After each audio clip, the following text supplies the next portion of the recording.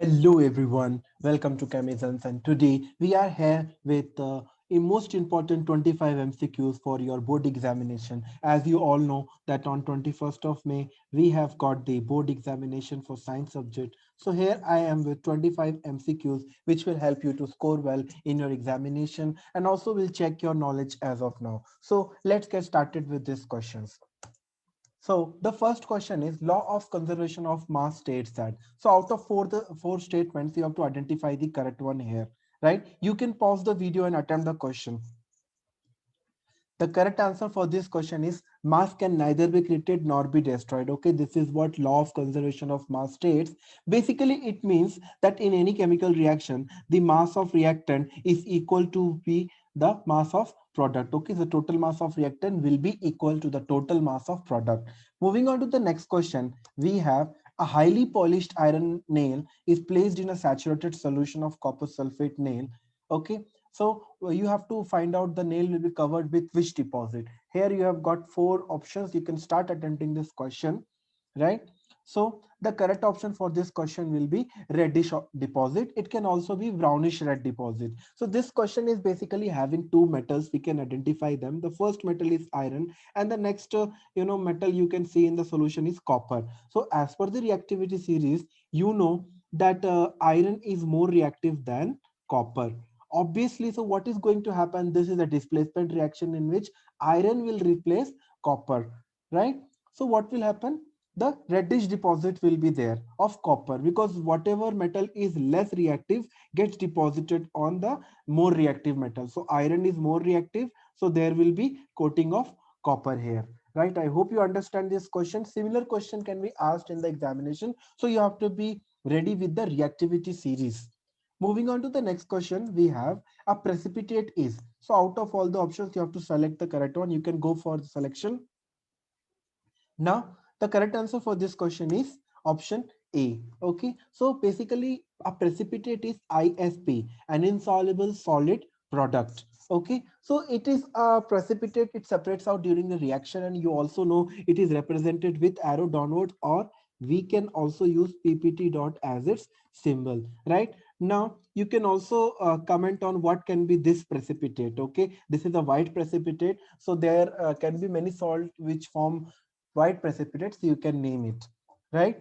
Moving on to the next question, we have got the gas which chips packet are flushed is. Okay, in which gas is there. So okay, you have to select the correct gas here.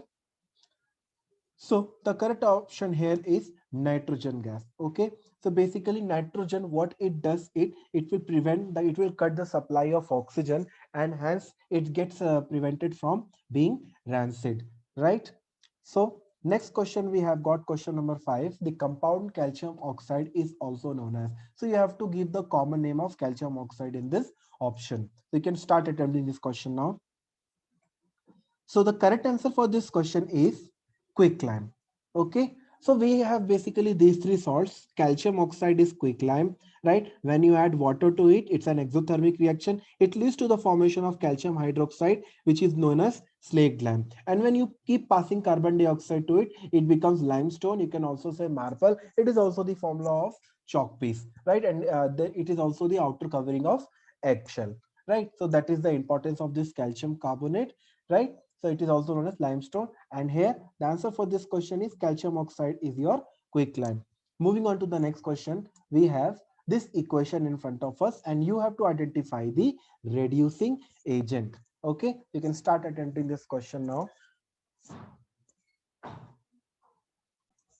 So the correct option for this question is iron. You can very well understand this, because you see here you have iron, but on the product side it has become Fe plus 2. So you see that there is loss of electron. Okay, and also you see that there is increase in the charge of iron. Okay, so both of these cases indicate towards oxidation, and anything which gets oxidized is a good reducing agent. So here our reducing agent will be iron itself, right? Please remember, anything which gets oxidized is a good reducing agent, and anything which get reduced is a good oxidizing agent. So I hope you get this, and you will be able to solve more follow-up questions like this in case it comes in the board examinations.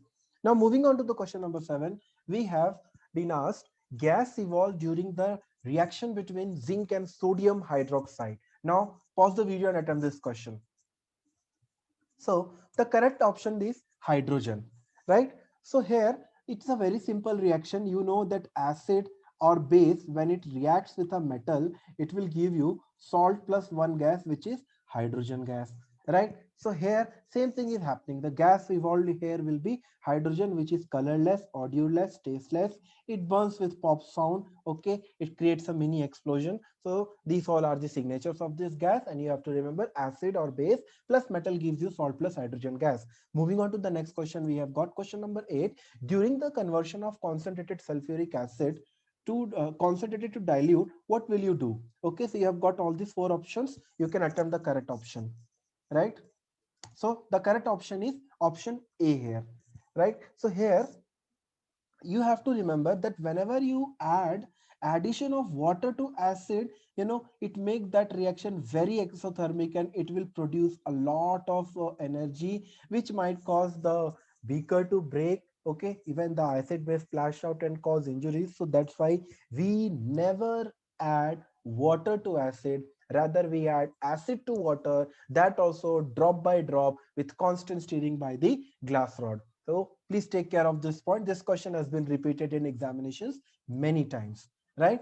Moving on to the next question, we have got a salt gives acidic solution when dissolved in water. The salt is formed from. So now you can pause the video and attempt the question. So the correct option for this, the correct answer for this question is the option C. Okay. So this is basically an example of a neutralization reaction.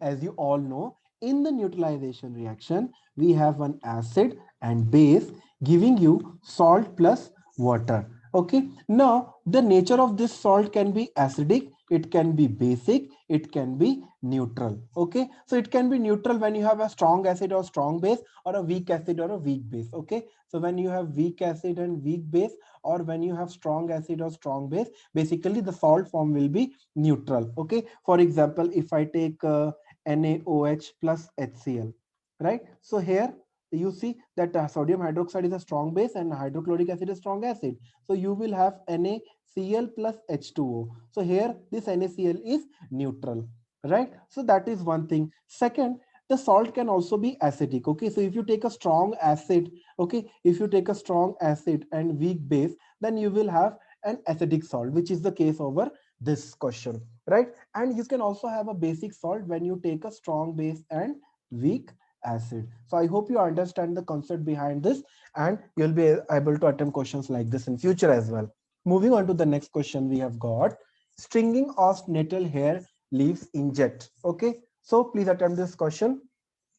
The correct answer for this question is methanoic acid, which is also known as formic acid, right? So this acid is also present in nettle sting, it is present in ant sting, it is present in bee sting. So these are the various sources of methanoic or formic acid, right? And it can always be cured by applying a weak base like baking soda, right? Now we move to the next question, question number 11. The decay of tooth starts at pH. Okay, so they are basically asking the pH. So pH is 5.5 for this, right? So option A is going to be correct. Now remember, for acid rain, the pH has to be below 5.6, right? Our body pH is from 7 to 7.8. This is the pH of our body, right? And the pH of soil should be from 6 to from 6.8 to 7.5, like that. So these are pH also you should try to remember, so that you can attempt questions like this.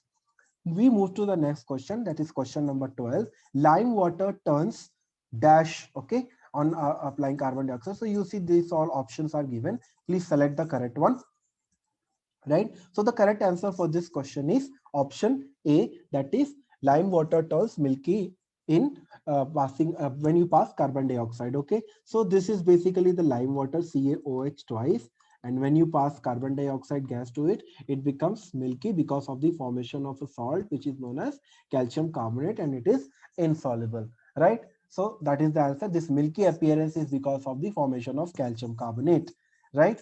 So here we have tried to cover all the 5 chapters so that you can get the revision of the same. Right, now we move on to the next question, that is question number 13. In addition to being useful in laundry, washing soda is also used as. So you have to identify another application. You can start attempting the question now. Right, so the correct option for this question is option A. Right, it is also used to remove the permanent hardness of water. Okay, because temporary hardness can also be used you to remove by boiling. Okay, so for permanent removal of hardness of water we require washing soda. Right, now next question, we have question number 14. The most ductile metal out of the following option is. Right, so the most ductile option it can be attempted. The correct option for this question is gold. Okay, it is very ductile. You can have an idea like this, that 1 gram of gold can be converted into wires of 2 kilometer length. Okay, so that is the level of ductility of gold. Okay, now we move on to the question number 15. Again, this question is testing your reactivity series. Okay, whether you remember it properly or not. So here, if you see, you have to properly organize. So please correct the options. Okay, so the correct option for this question will be option D. Right, so you see magnesium is the most reactive metal and iron is the least reactive metal in the following. So please try to remember the reactivity series. There is also a trick. Okay, so you follow that, because the entire metals and non-metal chapter is based on the reactivity series only. Okay, we move on to the next question, question number 16. Identify the pair which contains ionic compound only. So you have to select an option which both of the compounds contain ionic compound. Okay, so you can start the attempting now. The correct option for this question will be option B. Okay, here NaCl and MgO. So this is metal, this is non-metal. Okay, oxygen is non-metal. Again, sodium is metal, chlorine is non-metal. So basically in ionic compound, which is also known as the electrovalent compound, what happens is a metal which can lose electron combines with a non-metal which is ready to gain electron. So here basically transfer of electrons is happening. So here you see only in option B you had a combination of a metal and non-metals. Right? We move on to the next question now. Question number 17. Identify the general formula of saturated hydrocarbon. Okay, so you can start attempting this question now. The correct option for this question is option A. Right, so basically saturated compound means a hydrocarbon wherein no hydrogen can be added. So basically they are referring to the hydrocarbon alkane here. Right, so alkane's general formula is CnH2n plus 2. Okay, now we move on to the question number 18. The number of covalent bonds in ethane are. So here are four options present in front of you. Now you can try to attempt this question. Okay, so the correct option is question and option A. Okay, so basically you can draw this compound and check it out yourself. It means two carbon, so you draw two carbon first. Okay, and ane means all will have single bond. Had it been ene, then you will draw double bond. Had it been ine, then you will draw triple bond. Okay, and it means two carbon. Prop means three carbon. Right, so here I complete this and I'll try to count the number of bonds here. So see, the number of covalent bonds are 1 2 3 4 5 6 7. Okay, so there are total 7 bonds. That's why option A is correct. Like that they can give you some other compound also and they may ask you to count the covalent bond. So your structure making has to be perfect in this. Question number 19. The allotropic form which has maximum number of carbon atoms. So you can start attempting this question now. The correct answer for this question is option C. Okay, that is fullerenes. Okay, because it only starts with 60 carbons and you already know the structure of this is based on US architect Buckminster Fuller's design. Okay, and it looks like a soccer ball. Now we move to the next question, question 20. You have to pick the correct option. They are asking question related to the atomic size of elements, right? So out of all the four options, select the correct one. The correct answer for this question is option C, that is size of fluorine will be less than the size of lithium. So obviously if you see in the periodic table, lithium is on the left side and fluorine is on the right side. Okay, so this lithium is a metal and fluorine is a non-metal. So obviously when you go from left to right in a periodic table, the nuclear charge, the attraction of nuclear region towards the outermost electron increases, which decreases the atomic size. So obviously the size of lithium has to be greater than fluorine. Okay, so that's why the option C will be correct here. And when you go down the group, the atomic size increases because of increase in the number of shells. Now, question number 21 we have, on moving left to right in a periodic table, what happens to the basic character of oxides? So you can start attempting the question now.